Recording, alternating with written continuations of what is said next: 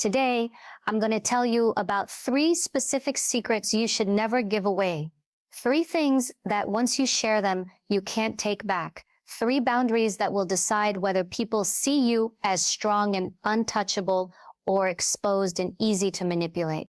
Because the truth is, not everyone deserves access to you. Not everyone deserves to know your inner world. And when you finally learn how to guard these parts of yourself, you will walk into every room with more confidence, more power, and more peace than you've ever felt before. So listen closely. What I'm about to share with you can change the way you carry yourself for the rest of your life. Let me take you deeper into the idea of boundaries, because this is where everything begins. Think about it. The way people treat you, the way you feel about yourself, even the direction of your life. All of it is shaped by the boundaries you set, or the lack of them. Boundaries are not walls, and they are not about shutting people out. They are not about being cold, rude, or detached. Boundaries are about creating a framework for how the world interacts with you, how much access people get, and what parts of yourself remain sacred. Without boundaries, you become a person who is constantly drained. You give, you explain, you justify, you allow, and little by little, you lose pieces of yourself. You walk away from conversations feeling exhausted because you've overshared or allowed someone to probe too deeply into areas they had no right to touch. You leave relationships confused, asking yourself why you feel taken advantage of, when in reality, you handed over your time, your energy, and your secrets without ever setting a line in the sand. Now think about the people you admire most. They could be leaders, mentors, creators, entrepreneurs, or maybe someone in your own family. What's one thing they all have in common? They carry themselves with a kind of authority that makes you feel like you can't just walk into their life and demand pieces of them. They don't broadcast everything they think or feel. They reveal themselves on their own terms and only as much as they choose to. That's the power of boundaries. They command respect without asking for it. People often misunderstand boundaries. They think boundaries push others away. They think if I don't share this, people won't trust me. If I don't give this piece of myself, people will think I'm distant or unfriendly. But the reality is the opposite. Healthy boundaries make you magnetic. They make people lean in, curious, wondering what it is about you that feels different. Because here's the truth. When you give everything away, your plans, your pain, your vulnerabilities, you remove the mystery. You remove the respect. People stop valuing what flows so freely because you've shown them you don't even protect it yourself. Boundaries are also about self-respect. When you decide what you will and will not share, you are silently telling yourself, I matter enough to protect this part of me. You are saying, my story, my life, my energy, these are valuable, and I don't give them to just anyone. And when you carry yourself with that mindset, people feel it. They might not consciously say, wow, this person has strong boundaries, but they will sense it. They'll realize they cannot push you around. They'll understand instinctively that they can't demand explanations, can't poke into your private life, can't manipulate you with your own words. The lack of boundaries is often rooted in fear. The fear of being disliked, the fear of being misunderstood, the fear of rejection. You tell yourself, if I just share more, if I just open up, maybe they'll like me more. Maybe they'll accept me. But what ends up happening is the opposite. People who are handed everything too quickly rarely value it. They start to see you as someone who doesn't know their own worth. And the moment people sense you don't value your own privacy, they stop valuing it too. Boundaries don't make you less approachable. They make you more respected. They make your relationships cleaner, clearer, and healthier. When you decide what's off limits, you stop resenting others for overstepping because you've already established where the line is. When you learn to say, that's not something I want to talk about right now, or I'm not ready to share that part of my life, you are being rude. You are protecting your peace. And let me tell you something, your peace is worth more than anyone's approval. Now, some people will resist when you start setting boundaries, especially if they've been benefiting from your lack of them. They'll say you've changed. They'll call you secretive, distant, maybe even arrogant. But what they're really saying is, I can't access you in the way I used to. I can't drain you, control you, or use your openness to my advantage anymore. And when you hear that kind of pushback, take it as a compliment. It means your boundaries are working. Think of boundaries like the security system of your house. You wouldn't leave your front door wide open and invite strangers to walk in and take whatever they want. That would be reckless. You wouldn't let someone off the street rummage through your drawers, peek into your bedroom, or examine your private letters. But how often do we do the exact same thing with our words and emotions? We leave the doors unlocked. We give strangers access. We hand out keys to people who haven't earned them. And then we wonder why we feel violated, disrespected, or exposed. Smart people know better. They install strong locks, not to keep everyone out, but to control who gets in. They decide who has earned the right to know their plans, their pain, their private life. They don't explain themselves endlessly. They don't defend every choice. They simply live by the rule that not everything needs to be shared, and certainly not with everyone. Here's the beautiful thing about boundaries. Once you master them, you don't just protect yourself. You elevate yourself. You move differently. You speak differently. You walk into a room and people feel your energy without you saying a word, because you're not pouring yourself out to be liked. You're carrying yourself with quiet confidence, and that confidence draws the right people in while keeping the wrong ones at a distance. So if you've ever wondered why some people always seem to command attention, respect, and trust, the answer is simple. They have boundaries. They know their worth. They understand that not every part of themselves is for public consumption. And because they protect their secrets, their energy, their peace, they become the kind of people others want to follow, to trust, to admire. That is the power of boundaries. They are not cages. They are not limitations. They are the foundation of strength, confidence, and self-respect. And once you decide to set them, you'll never go back to living without them. Let's talk about one of the most tempting things we all do. We announce our next move before it even happens. You land on a new idea, a fresh goal, a plan you're excited about, and the first instinct is to tell someone. Maybe you tell a friend, maybe you post it online, maybe you share it with colleagues. You do it because you want validation. You want that little burst of approval, that hit of encouragement that makes you feel like you're already halfway there. But here's the truth. Announcing your next move before you've built it is like handing someone the blueprints to a house you haven't even laid the foundation for. All it takes is one person's doubt, one careless comment, one dismissive laugh, and suddenly your energy shifts. You start questioning yourself, you second-guess the plan, and the excitement you felt just hours ago turns into hesitation. Smart people know this. They know that plans thrive in silence. They understand that energy is fragile in the early stages of creation. It's like planting a seed. If you dig it up too soon to show everyone what's growing, you kill it before it has a chance to take root. Your dreams, your goals, your next big move, they need protection in the beginning, not exposure. They need time to strengthen underground, out of sight, so that when they finally break the surface, no storm can rip them out. When you hold your plans close, you eliminate unnecessary voices. You stay locked in with your own belief, your own discipline, your own strategy. You don't have to waste energy explaining yourself to people who don't see what you see. You don't have to defend your ideas against small minds. You don't have to dilute your dream to make it palatable for someone who lacks the courage to dream themselves. Think of the most impactful people in history. They didn't broadcast every step they were taking. They didn't run around telling everyone their next move. They moved quietly, worked relentlessly, and shocked the world when the results spoke for themselves. That's the mindset of a builder, a strategist, a leader. They don't confuse talking about the work with actually doing the work. And here's something you have to understand. Sharing your next move not only exposes you to criticism, it also tricks your brain. When you talk about your plans, your brain releases the same feel-good chemicals it would if you'd already accomplished them. You get the rush of, I'm doing something, without actually doing it. That's dangerous because it creates the illusion of progress. You feel satisfied just by saying it out loud, so the urgency to act weakens. Silence keeps you hungry. Silence keeps you disciplined. Silence keeps you moving. There's another angle to this too, protection from sabotage. Not everyone has your best interest at heart. Some people actively wait for opportunities to slow you down. Maybe they compete with you, maybe they resent you, maybe they just don't want you to get ahead. If you announce your next move too soon, you give them a chance to interfere. They might spread doubt, block opportunities, or find ways to throw obstacles in your path. But when you move in silence, by the time they find out what you're doing, it's already too late. You're too far ahead.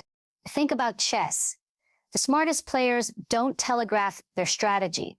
They don't sit across from their opponent and announce, I'm going to move my queen here, then my rook there. No, they play with patience, calculation, and unpredictability. They let their opponent guess, and by the time the move happens, it's decisive.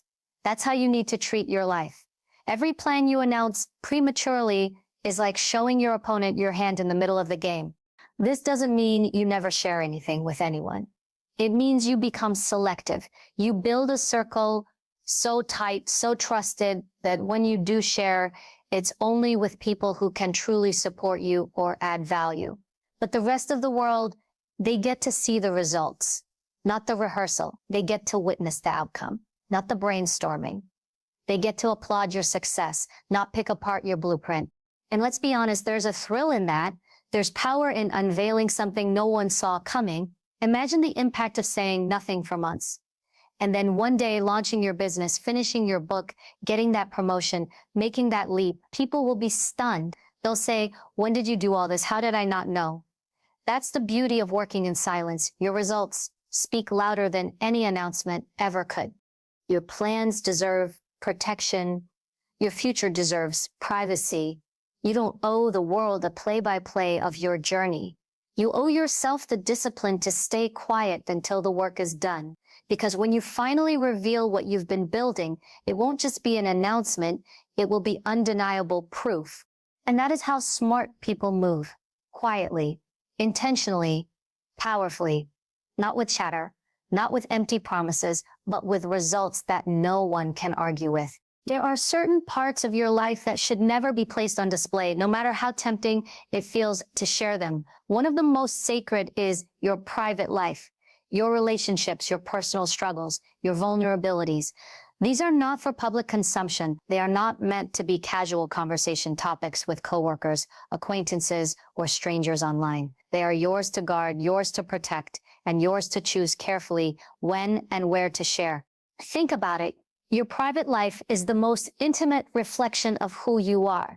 It includes the people you love, the people who have hurt you, the scars you've carried, and the challenges you've fought through. These things shape you, but they also expose you. The moment you allow the wrong people to have access to that information, you hand them the power to judge you, to manipulate you, or to use those details in ways that don't serve you.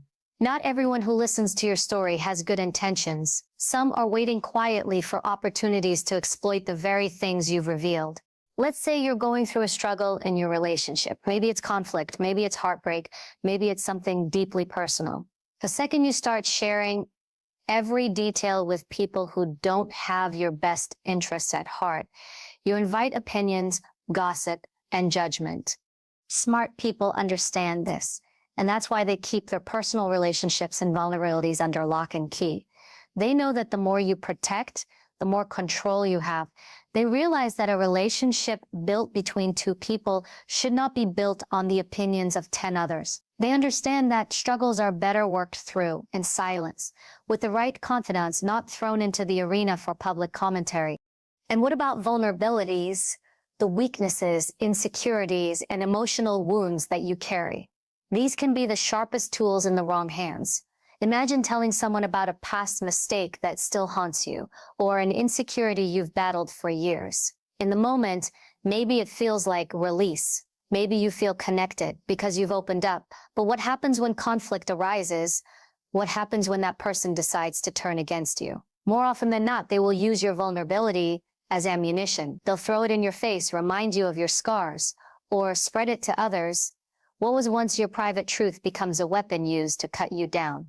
Protecting your private life doesn't mean living in secrecy or isolation. It doesn't mean shutting everyone out. It means being discerning. It means recognizing that not everyone has earned the right to your deepest truths. You don't hand someone the keys to your home on the first day you meet them. So why hand them the keys to your heart, your struggles, or your history? Trust is earned over time. Intimacy is built slowly. The people who truly deserve access to your private life will show it through consistency, loyalty, and respect. Until then, you owe it to yourself to hold back. There's also peace in privacy. When you stop oversharing, you start feeling lighter. You stop worrying about what others think of your choices because they don't know enough to form an opinion. You stop replaying conversations in your head, wondering if you said too much. You reclaim your emotional energy because you're no longer constantly exposing your inner world to outside judgment. Privacy creates space for healing, for growing, and for strengthening your relationships without interference. Notice how the strongest relationships often belong to people who don't flaunt them. They don't plaster every detail of their love or friendship across the world. They don't run to outsiders every time there's a disagreement. They protect their bond by keeping it between them, and that's why it lasts. Because it's nurtured in a safe place, not put on display for everyone to dissect. There's a phrase that says, the less they know, the less they can interfere. That is the essence of protecting your private life. When people don't know the details, they can't judge, they can't sabotage, and they can't manipulate.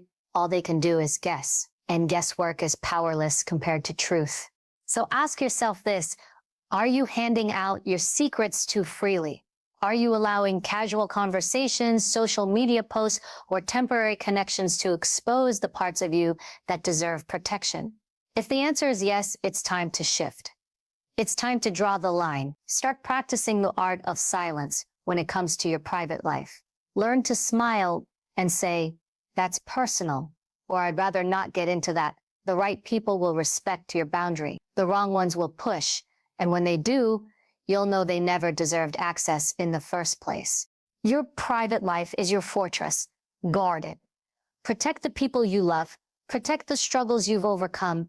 And protect the vulnerabilities that make you human. Share them with wisdom, with intention, and only with those who've proven they can be trusted. And that kind of protection isn't about keeping people out. It's about keeping yourself whole. One of the hardest truths to accept is that the world is not always kind with the information you give it. The parts of yourself you're most insecure about, the weaknesses you wrestle with in silence. If you hand them out freely, not everyone will respond with compassion. Some will listen only to remember. Some will file it away to use later. Some will weaponize your honesty when it suits them. That is why your weaknesses and insecurities are among the most dangerous things you can share carelessly. We all have them. No one walks through life without doubts, scars, or flaws. Maybe you feel insecure about your appearance. Maybe you doubt your intelligence, your talent, or your ability to succeed. Maybe there's a past mistake that follows you like a shadow, and even though you've grown from it, you still cringe when you think about it. These things are real, but they don't need to be broadcast. They don't need to become material for others to hold against you. Because once you say it out loud in the wrong space, it's no longer just your private battle. It becomes part of how others define you. Think about a time when you admitted a weakness to someone you thought you could trust, and later it was thrown back at you. Maybe it came up in an argument. Maybe they joked about it in front of others. Maybe they repeated it when you weren't around. That sting you felt, that was the price of overexposure. That was the moment you realized not everyone can be trusted with your softest places. And once it's out there, you can't take it back. Smart people don't deny their weaknesses. They don't pretend insecurities don't exist. But they also don't hand them out like souvenirs. Instead, they protect them while working on them quietly. They build themselves up in private. They seek solutions, therapy, mentorship, or discipline, not pity, because pity doesn't heal you. Sympathy doesn't strengthen you. What makes you stronger is facing those weaknesses on your own terms, not putting them in the hands of others. There's also a psychological effect that comes with oversharing insecurities. When you tell people your flaws, they can't help but see you through that lens. You might say, I'm really bad at public speaking, and even if you do well later, they'll still frame you as the person who struggles with speaking. You might say, I always get anxious in big groups, and suddenly every action you take is judged against that label. You've unintentionally programmed people to limit you, to see you in a diminished light, because you announced it before they could form their own opinion. It's not about pretending to be perfect. It's about choosing when and how to share. Vulnerability can be powerful in the right place, with a coach, a mentor, or a loved one who has earned your trust.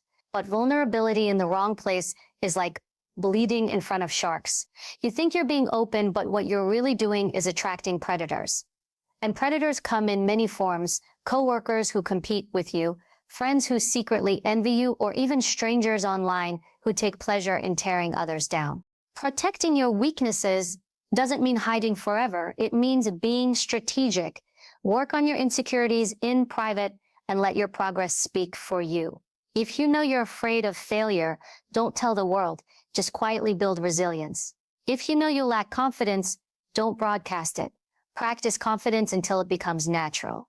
If you've made mistakes in the past, don't hand people the script. Live differently so that your actions rewrite your story. Imagine two people at work. One constantly announces their insecurities. I'm not good at this. I'm nervous about that. I don't think I can handle this project. What do their colleagues think? They start to believe it. They start to see that person as less capable, less reliable. Now picture someone else who has the same doubts, but they never voice them out loud. They do the work. They prepare behind the scenes. They show up ready, even if they feel the same fear. No one knows it.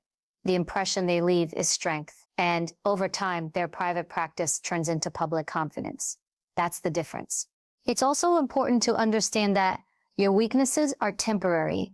They are not permanent flaws carved into your identity. They are simply areas that need attention, growth, and effort. But if you keep handing them out, they become permanent in the eyes of others. People will stop seeing your potential because you've told them too many times about your limitations. Silence gives you room to change. Privacy gives you freedom to evolve without being stuck under old labels. Think of your weaknesses like cracks in a wall. If you show everyone where the cracks are, sooner or later someone will test them. But if you keep repairing them quietly, strengthening the foundation, one day those cracks won't even exist. And by then, people will see only the strength, not the flaw. Here's the ultimate truth. Your weaknesses are not for display. They are for development. Your insecurities are not for everyone's ears. They are for your own reflection. Share them only with those who can help you grow, not with those who will keep you small. Because the moment you stop giving the world your insecurities, you reclaim control over your image, your energy, and your growth. You stop living as someone defined by doubt, and you start living as someone defined by resilience. That is what separates people who are constantly exploited from people who are quietly unshakable. So hold your weaknesses close. Guard your insecurities like treasure, not because they define you, but because you are in the process of outgrowing them. Let the world see your strength, your confidence, and your progress. But keep the battles behind the scenes where they belong. That is how you rise without leaving yourself exposed. There is a quiet kind of power that comes when you choose discretion over disclosure. At first, it might feel uncomfortable. We live in a world where people are encouraged to share everything, what they're doing, what they're thinking, what they're feeling moment by moment. Social media rewards oversharing. Conversations often revolve around spilling the tea or telling it all. So when you decide to step back and keep certain parts of yourself private, people may not understand it. But over time, you begin to see the reward of discretion. And once you experience it, you'll never go back. The first reward is peace. When you stop giving everyone access to your inner world, you stop inviting their noise into it. You no longer have to manage the weight of other people's opinions about your choices. You no longer find yourself second-guessing every move because someone questioned it. You simply move quietly and confidently, without explanation. That stillness, that mental clarity is priceless. You wake up with more energy because you are no longer carrying the burden of unnecessary judgment. You fall asleep lighter because you didn't expose pieces of yourself that weren't ready to be shared. Another reward is respect. People respect what they cannot easily access. When you keep certain things private, you create a natural boundary that elevates how others view you. You stop being seen as an open book anyone can flip through. Instead, you become someone of depth, someone who chooses carefully who gets access and how much. This isn't about arrogance, it's about value. Diamonds are not left lying in the street for anyone to pick up. They're kept secure, protected, revealed only in the right setting. Your life, your secrets, your inner world are no different. When people sense that you don't hand out your essence to just anyone, they begin to approach you with more care, more curiosity, more respect. There's also freedom in discretion. The less people know, the freer you are to change, to evolve, to shift direction without explanation. When you broadcast every plan, every struggle, every thought, you lock yourself into an image. People expect you to stay consistent with what you've said, even if you've outgrown it. But when you hold things back, you give yourself the freedom to pivot without apology. You don't owe anyone an update because they were never entitled to the details in the first place. Discretion allows you to reinvent yourself without carrying the weight of other people's expectations. And then there is security. Discretion keeps you safe from manipulation. The less ammunition you give others, the less power they have over you. If people don't know your goals, they can't sabotage them. If they don't know your struggles, they can't exploit them. If they don't know your weaknesses, they can't target them. Silence is not emptiness, it is armor. It protects you in a world where not everyone has pure intentions. What's interesting is that discretion doesn't just protect you from the negative. It enhances the positive. Your wins feel bigger when they're not watered down by premature sharing. Your relationships feel stronger when they're not constantly analyzed by outsiders. Your growth feels more authentic when it's not performed for an audience. Privacy allows things to flourish naturally without interference, without pressure, without distraction. There's also a kind of mystery that comes with discretion, and mystery is powerful. When people can't figure you out completely, they stay intrigued. They wonder what you're working on, what you're thinking, what you're capable of. Now let's be clear. Discretion is not about isolation. It's not about hiding everything, shutting everyone out, or pretending you don't need people. It's about intentional sharing. It's about choosing the right time, the right place, and the right people. It's about asking yourself, does this need to be said? Does this serve me? Does this strengthen me or expose me? If the answer is no, then silence becomes your strategy. When you master discretion, you also attract the right kind of people. Those who respect your privacy will stay. Those who only wanted access to gossip or weakness will leave. This natural filter is one of the greatest rewards of all. You stop wasting time with people who drain you, and you start building with those who uplift you. Your circle becomes smaller, but stronger. And that's how real growth happens, not in wide open spaces where everyone has access, but in protected spaces where trust is mutual. Perhaps the greatest reward of discretion is dignity. There is a certain power in knowing that your life is not a stage for everyone to pick apart. You carry yourself differently when you know you are not constantly under the microscope of others' judgment. You don't feel the need to prove, to explain, to defend. You simply live, grounded in your own truth, unshaken by outside noise.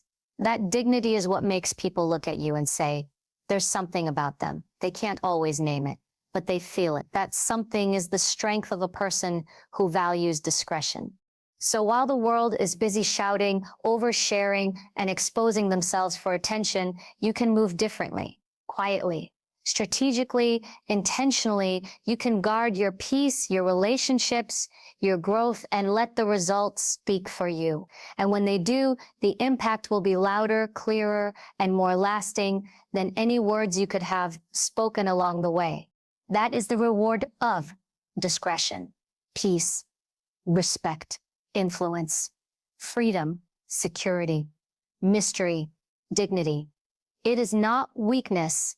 It is wisdom. And once you learn to embrace it, you realize that not everything is meant to be seen. Not everything is meant to be said, and not everything is meant to be shared. Some things are stronger when they remain yours alone. At the end of the day, life is not about how much you give away. It's about how much you choose to protect. Your boundaries are not walls to keep people out. They are gates that decide who is worthy of entry. Your next move is not a headline for the world to debate.